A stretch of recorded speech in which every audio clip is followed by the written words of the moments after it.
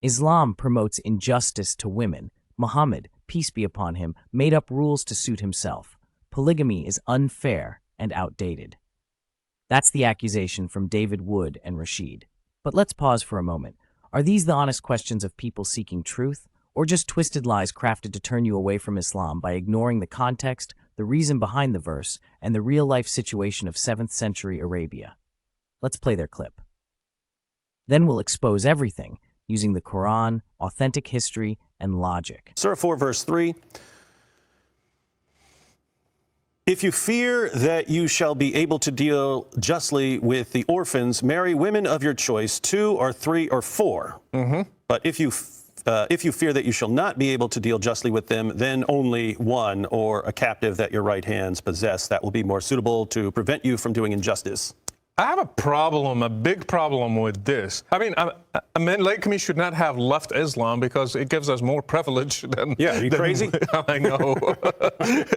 But, I mean, it's a problem because when you think of your mom, when you think of your daughter, when you think of your sister, it will be a problem, a big problem. You can marry 2, 3, or 4. It depends on what you want. It's not if it's fair to others. It's just if you want that as a male. And Muhammad didn't even respect that. This rule he made is from, he says from God. He had more. Some sources say 13, 11, 9, and you can put it up to 50, some sources, 50 some. Let's say he just had 11.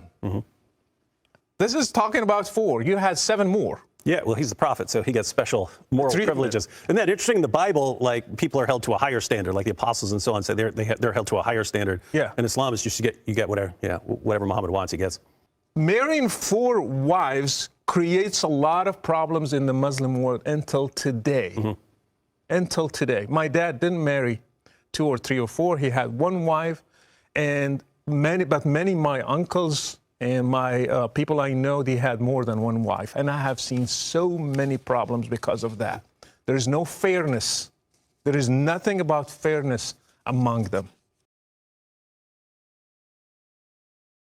Rashid claims this verse allows men to marry any number of women they want, just based on desire. That's a lie. The actual verse was revealed in a very specific context, during a time after the Battle of Uhud, where many Muslim men had been martyred, leaving behind widows and orphans. Society was at risk of collapse, and women with no financial or social support were vulnerable. Allah revealed this verse as a practical social solution. If you fear you will not deal justly with orphans, marry women of your choice, 2, 3, or 4. But look carefully.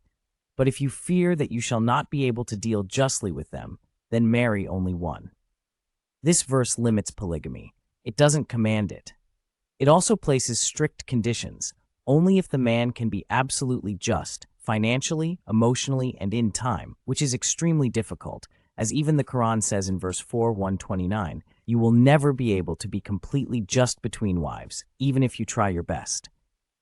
So it's not a free license, it's a regulated exception, not the rule.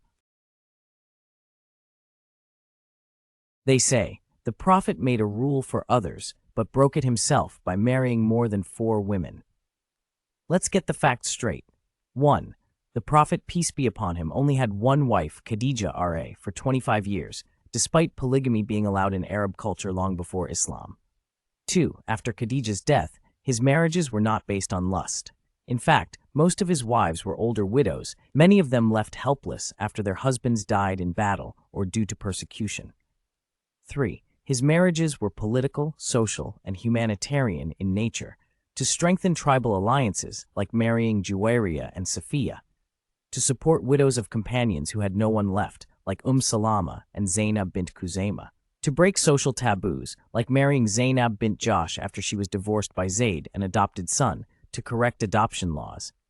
Allah gave the Prophet a specific exception in Surah Al-Ahzab 33 verse 50, and this is consistent with every prophet being given unique responsibilities or exemptions. Prophet Solomon had hundreds of wives. Biblical. Prophet David too. These are not attacks against them. Why the double standards? Rashid says it's unjust and not fair to women. But that depends on which woman you're talking to. In traditional societies where widows, divorcees, and older women were often rejected or mistreated, polygamy gave them a dignified place in society and emotional, financial, and physical security. Even today, in places where men die in wars or in gender-imbalanced populations, polygamy becomes a better alternative than illegal affairs, prostitution, women being left alone with children. And Islam doesn't force polygamy, it simply permits it with conditions as a solution for a specific social need. Rashid mentions he saw problems in his community due to polygamy. Sure, just like we see broken homes, cheating, divorce, and abuse in monogamous marriages around the world. No system is perfect when people don't follow the rules. In Islam, justice and fairness are core requirements. If a man cannot uphold justice, even emotionally, he is commanded to marry only one. Islam doesn't support oppression. It gives flexible solutions for real-life human problems. David and Rashid want you to believe that Islam is a selfish, male-dominated religion. But the truth is the exact opposite. Islam regulated polygamy and placed restrictions no one else had at the time. The Prophet, peace be upon him, married for the sake of others, not for himself. The Quran clearly tells you to marry only one if you can't be just, and being just is nearly impossible. And unlike modern Western hypocrisy where affairs are common but hidden, Islam puts responsibility, transparency, and rights first. So who's being honest and who's twisting the truth? If you found this breakdown helpful, share this video so others don't fall for these same tired lies. Comment below. Should people be allowed multiple marriages with conditions or not even allowed to help widows and orphans in need? Don't forget to subscribe to Exposing Falsehood, where we deal with facts, not feelings.